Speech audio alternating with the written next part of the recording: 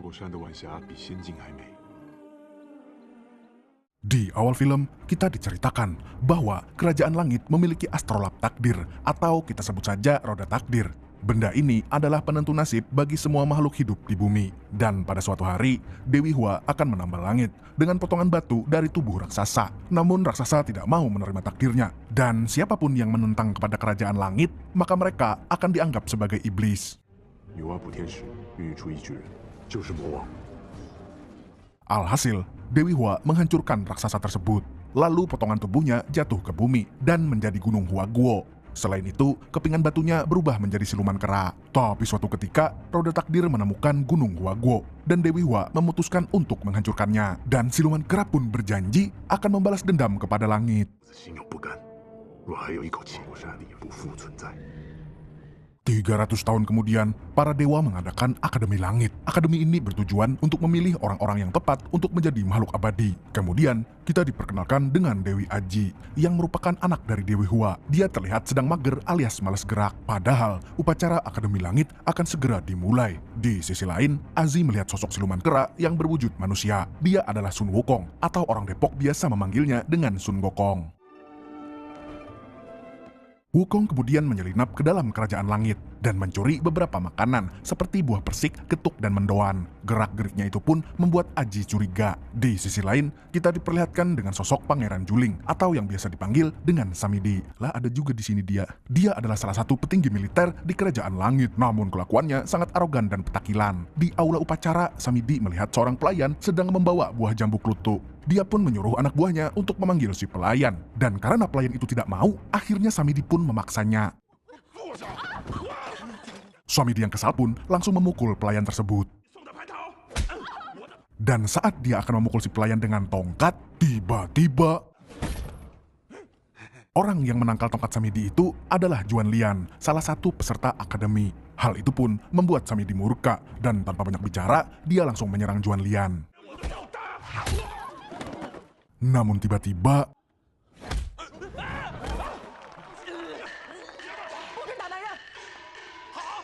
Samidi yang merasa dipermalukan itu akhirnya mengamuk dan akan menyerang Aji. Namun tiba-tiba ada si botak dari gua batu yang meluncur ke arah Samidi.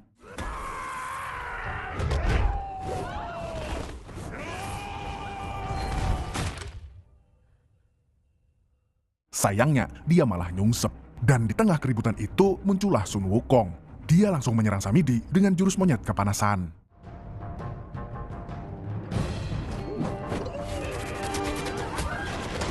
Karena kalah, Samidi pun menyuruh prajuritnya untuk menangkap Wukong. Melihat itu, Wukong langsung mengeluarkan tongkat saktinya dari lubang telinga.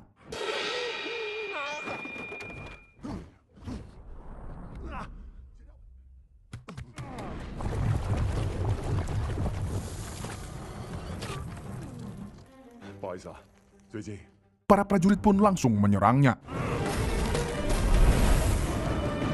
Setelah itu, Wukong pun langsung menyombongkan diri seperti biasanya. Tapi malah kena jambak oleh Aji. Dia dimarahi karena telah mencuri buah persik. Tak lama kemudian, tangan kanan Dewi Hua mendatangi Wukong. Namanya adalah Tianpeng. Dia juga memiliki kekuatan dewa yang bisa menghancurkan siapa saja. Namun, Wukong adalah lawan yang sepadan, karena dia adalah titisan raksasa iblis. Pertarungan di antara mereka pun berlangsung dengan sengit.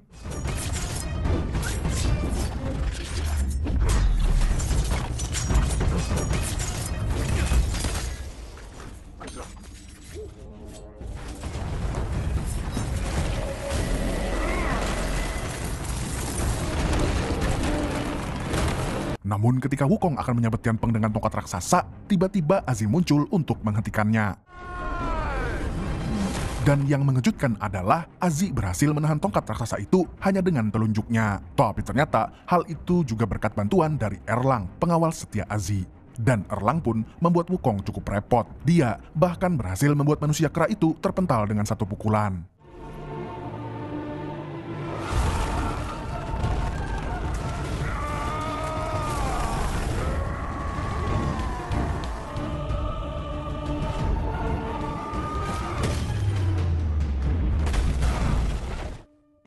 Tapi tentu saja, Sun Wukong tidak akan menyerah begitu saja. Dia adalah salah satu siluman terkuat yang pernah ada. Akan tetapi Wukong pun kemudian dikurung dan dijaga oleh para prajurit. Di sisi lain, Dewi Hua sedang mempertimbangkan akan menghukum siapa. Hal itu dikarenakan oleh Erlang yang ikut campur dalam melawan Wukong. Padahal dia sudah mengutus Tianpeng untuk itu. Azi pun menyarankan agar Dewi Hua menghukum Wukong dan dirinya. Sebab Erlang tidak salah apa-apa. Namun Dewi Hua tidak mau menghukum anaknya sendiri. Aziz kemudian memberikan sebuah jimat kepada Dewi Hua sebagai sebuah hadiah. Melihat itu, Tianpeng pun langsung mengenang kekasihnya yang bernama Dewi Ahyue. Wanita itu pernah memberinya sebuah batu yang menyala.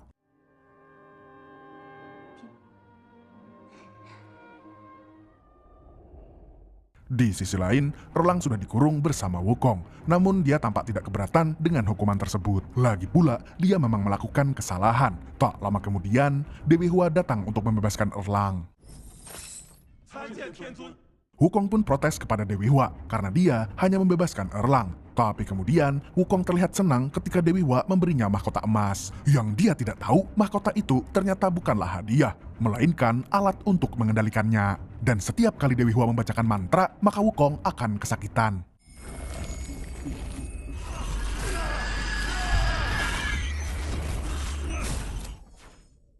Azi yang melihat itu pun merasa kasihan. Dia kemudian mengajukan diri untuk menghukum Wukong agar ibunya bisa pergi dari situ.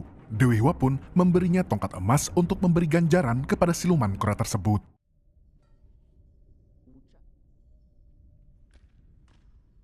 Sementara itu, Wukong masih sadar. Dia sedang bermimpi tentang masa lalunya, di mana dia diselamatkan oleh dewa, sebut saja Simbah. Pada saat itu, Wukong masih berwujud kera, dan Simbah mengubahnya menjadi seperti manusia. Hal itu dilakukan agar kekuatan dalam diri Wukong bisa disegel. Dengan kata lain, kekuatan yang dia gunakan sekarang hanya 0,01% saja.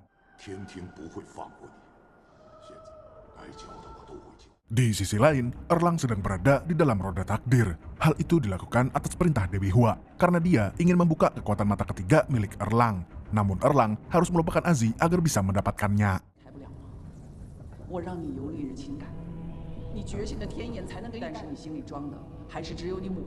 Di saat Dewi Hua sibuk membangkitkan kekuatan baru Erlang, Azi diam-diam merawat Wukong. Dia bahkan mencukur rambut gondrong milik siluman itu. Wukong pun marah karena hasil cukurannya tidak seperti mamang-mamang barber asli Garut. Setelah itu, Azi kemudian meminta Wukong untuk menjadi pelayannya. Dan tanpa banyak berpikir, Wukong langsung menolaknya. Namun karena Azi bisa mengendalikan mahkota emasnya, akhirnya Wukong pun pasrah. Azi pun langsung memperlakukannya seperti anjing, sehingga Wukong pun kesal. Dia langsung menyergap Azi, akan tetapi mereka malah saling menatap satu sama lain.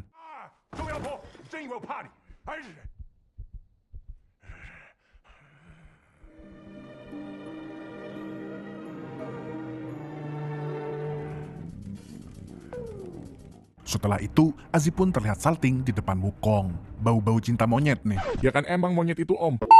Kemudian, Wukong pergi keluar dan melihat kerajaan langit dari kejauhan. Di sini, Wukong kembali mengingat akan dendamnya kepada roda takdir dan juga Dewi Hua. Kini dia merasa siap setelah ratusan tahun berguru kepada Simbah.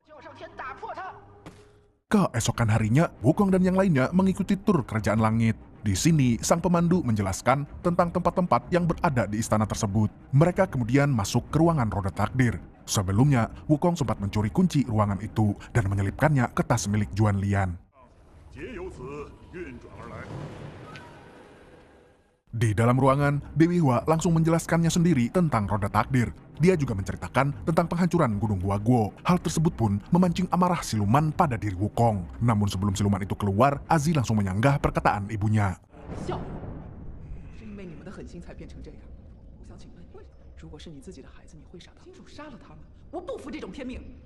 Azi tidak pernah suka dengan keputusan roda takdir dan juga ibunya. Mereka seringkali merusak bukannya membangun. Meskipun begitu, Wukong tetap marah kepada Azi karena dia adalah anak Dewi Hua. Di sisi lain, Dewi Hua ternyata sengaja menceritakan Gunung Huaguo untuk memancing batu iblis yang ada di jantung Wukong. Dewi Hua kemudian memerintahkan Tianpeng untuk membunuh Wukong jika dia membuat onar. Wukong kemudian memancing Juan Lian untuk masuk ke dapur, sehingga dia bisa mengambil kembali kunci gerbang roda takdir. Dia pun berhasil menyelinap ke jembatan roda takdir. Akan tetapi, saat hendak memasuki gerbang kedua, Wukong dihadang oleh Erlang. Alhasil, mereka pun berduel dengan cukup alot.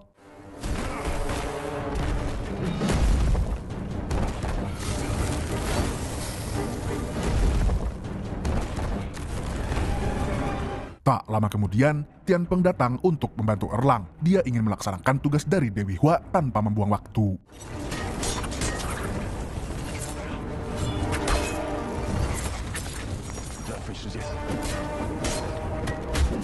Di sisi lain, Azi dan Juan Lian berusaha menghentikan pertarungan itu, tapi Wukong justru menghancurkan jembatan tersebut, sehingga mereka semua jatuh ke bumi, tepatnya di Gunung Huaguo.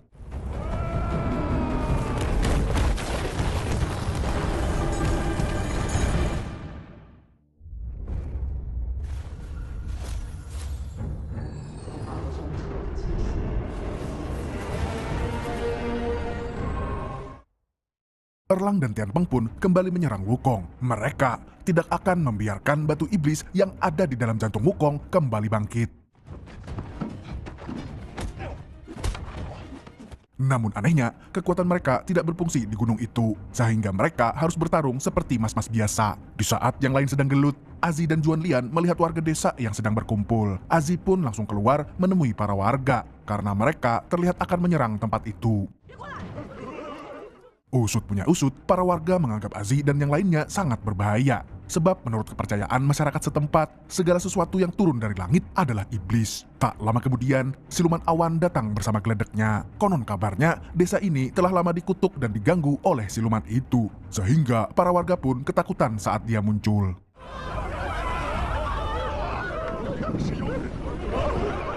Semua warga pun langsung berlindung di dalam bangunan itu, sedangkan warga yang tertinggal akan disedot oleh siluman awan. Setelah semua warga masuk ke dalam, ada seorang bocil yang tertinggal di luar. Warga pun panik dan tidak tahu harus berbuat apa. Lalu muncullah seorang perempuan cantik. Dia langsung melindungi bocil tersebut. Tak disangka-sangka, ternyata perempuan itu adalah Ah Yue, yang tidak lain tidak bukan adalah kekasih Tian Peng. Ah Yu sudah lama tinggal di bumi karena dia diusir dari langit. Tian Peng yang melihat itu pun langsung keluar untuk menolong Ah Yu dan bocil tersebut. Walaupun sudah mengamankan Ah Yu dan si bocil, Tian Peng tidak bisa masuk karena disedot siluman awan.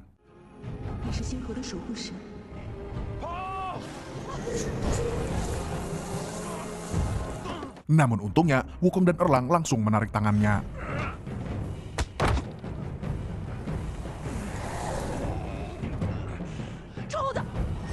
Melihat mereka kesusahan, Azi pun bergabung untuk membantu.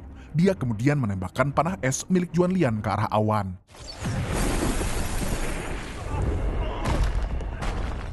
Dan siluman itu pun berhasil dibekukan untuk sementara. Keesokan harinya, Tian Peng baru saja siuman dari pingsannya. Ah Yue kemudian masuk untuk memberikan sarapan, tapi Tian Peng langsung memeluknya. Dan hal itu pun membuat Ah Yu tidak nyaman. Ternyata, Ah Yu mengalami amnesia alias hilang ingatan sejak diusir dari langit. Di sisi lain, Wukong dan Erlang terbangun dalam keadaan terikat. Ternyata yang mengikat mereka adalah Azi. Hal itu dilakukan agar tidak ada pergelutan di antara mereka. Terlebih lagi, Azi ingin menolong warga Huaguo, karena siluman awan telah membuat tempat itu kekeringan air. Namun pada akhirnya, Wukong dan Erlang mau membantu Azi, begitu juga Tian Peng. Bahkan mereka terlihat bersemangat untuk menghabisi siluman awan. Melihat itu, warga pun semakin yakin kalau para dewa ini bisa menolong mereka. Dan berdasarkan ide Wukong, mereka akan memancing siluman awan dengan cara membuat suasana menjadi gelap. Mereka akan menutup akses sinar matahari dengan kain-kain. Selain itu, mereka juga membantu Juan Lian untuk membuat senjata pembeku. Di sisi lain, senjata buatan Juan Lian akhirnya rampung dalam waktu hanya semalam. Kini mereka hanya tinggal menunggu waktu yang tepat untuk menjebak siluman awan. Keesokan harinya, para warga pun membentangkan kain untuk mengundang siluman awan. Dan benar saja, makhluk itu langsung muncul.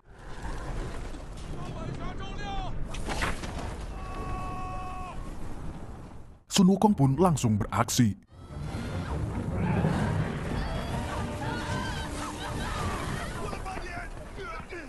Begitu juga dengan para penembak yang siap membekukan siluman itu. Selanjutnya, Tian Peng melemparkan obor api ke dekat kain untuk membuat matahari buatan.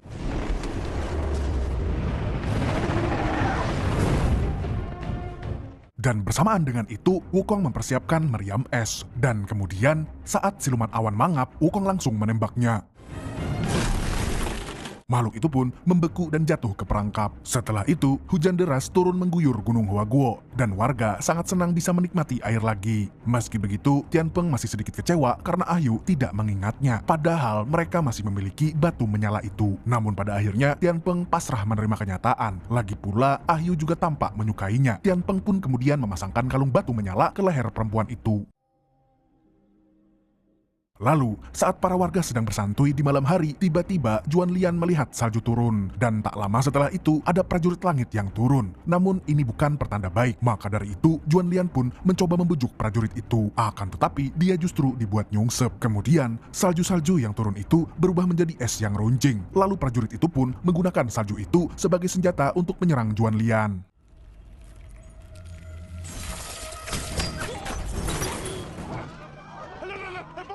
Juan Lian pun menyuruh semua warga untuk berlari, tetapi mereka memutuskan untuk membantunya. Walaupun pada akhirnya prajurit itu berhasil membombardir mereka dengan salju runcing.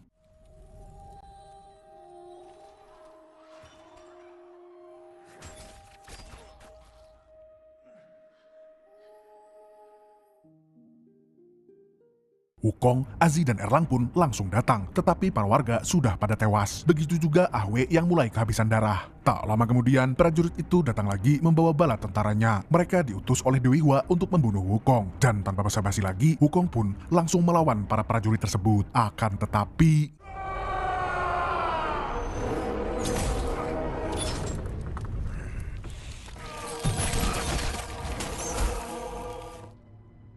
Azi pun berusaha membantu Wukong, tetapi para prajurit itu menguncinya di dalam bangunan. Dan ketika Wukong sudah sekarat, Dewi Hua turun ke bumi. Melihat Azi yang dekat dengan siluman kera itu, dia pun kecewa. Alhasil, Dewi Hua pun menghancurkan tempat itu beserta orang-orang di dalamnya.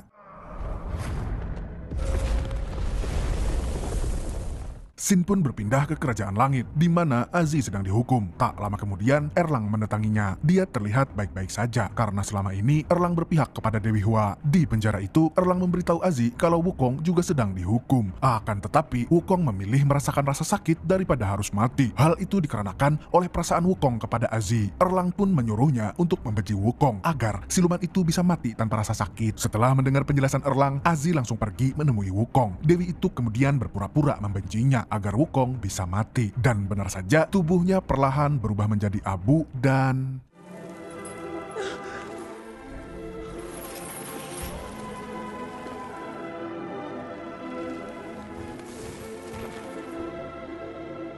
Azi berjanji bahwa dia akan melanjutkan misi Wukong, yaitu menghancurkan roda takdir. Di sisi lain, Dewi Hua sedang membantu Erlang untuk membangkitkan mata ketiganya. Erlang dianggap sudah bisa menghapus nafsu duniawinya. Selagi Dewi Hua mengawasi Erlang, Simbah membangkitkan kembali Wukong dan Tianpeng. Dia ingin Wukong menyelesaikan misi balas dendamnya kepada Dewi Hua. Wukong pun kembali turun ke Gunung Huaguo untuk mencabut tongkat raksasanya.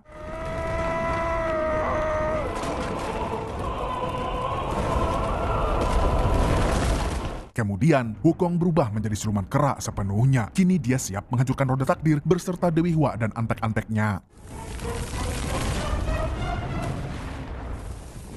Selain itu, Wukong juga membebaskan siluman awan lagi. Tetapi kali ini, dia meminta bantuan untuk mengantarkannya ke kerajaan langit. Sesampainya di langit, mereka langsung menghabisi pasukannya Samidi. Samidi pun ketakutan, namun dia tidak mengenali sosok Wukong dalam bentuk siluman kera itu. Maka dari itu, Wukong pun memperkenalkan dirinya lagi. Tak lama kemudian, prajurit bertopeng berdatangan untuk menghalangi Wukong. Tapi mereka bukanlah tandingannya, karena kekuatannya sudah berkali-kali lipat bertambah. Wukong hanya perlu melempar tongkatnya dan...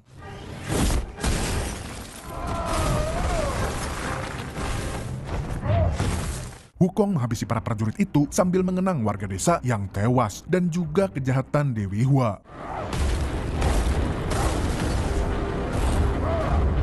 Sementara itu, mata ketiga Erlang telah muncul dan Dewi Hua terlihat senang, tapi tidak dengan Azi. Dia mengecam ibunya yang memanfaatkan Erlang untuk memperkuat dirinya sendiri. Azi pun akhirnya memilih untuk memberontak.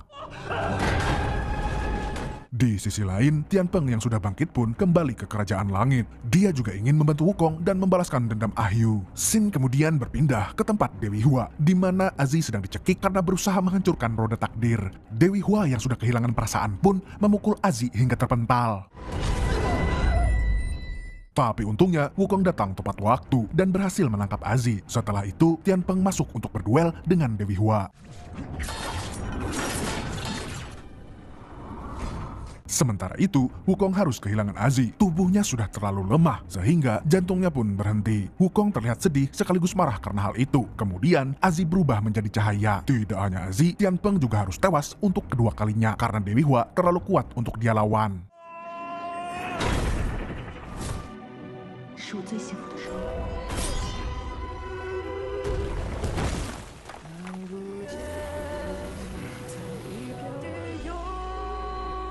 Melihat itu, Wukong pun berusaha menghancurkan perisai Dewi Hua.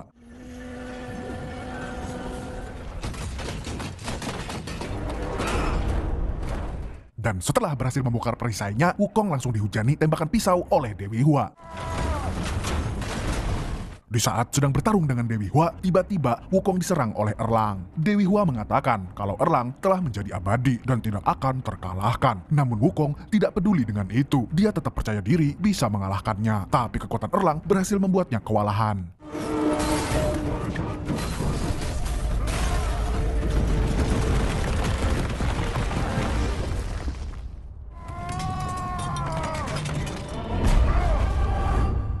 Setelah pertarungan itu, Dewi Hua turun untuk memuji Erlang yang telah membunuh Wukong. Namun ternyata Wukong belum mati, dan Erlang memutuskan untuk tidak menuruti perintah siapapun lagi, sebab dia masih belum melupakan Azi. Mendengar hal itu, Dewi Hua pun murka dan langsung berubah menjadi Ultraman. Walaupun begitu, Wukong sama sekali tidak gentar. Selain itu, Erlang juga siap untuk membantunya.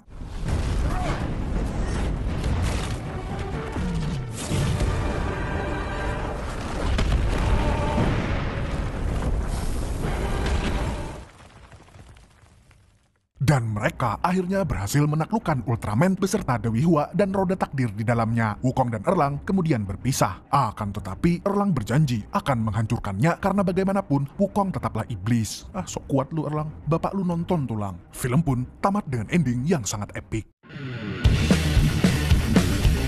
Bagi kamu yang suka nonton serial Sun Gokong di TV, mungkin agak bingung kenapa dia tidak mencari kitab suci ke barat. Hal itu dikarenakan tidak adanya Biksu Tong dan Patkai. Itu sama seperti kamu tidak jadi ke kondangan ke pernikahan mantan karena tidak punya pacar untuk dipamerkan. Segitu dulu untuk hari ini. Saya Tobi mewakili orang-orang yang kalau sahur mepet jam imsyak mengucapkan sampai jumpa di video selanjutnya dan keamsya. Assalamualaikum warahmatullahi wabarakatuh. Ini udah mulai drop nih bos. Mau upload tiap hari tapi badan tidak kuat.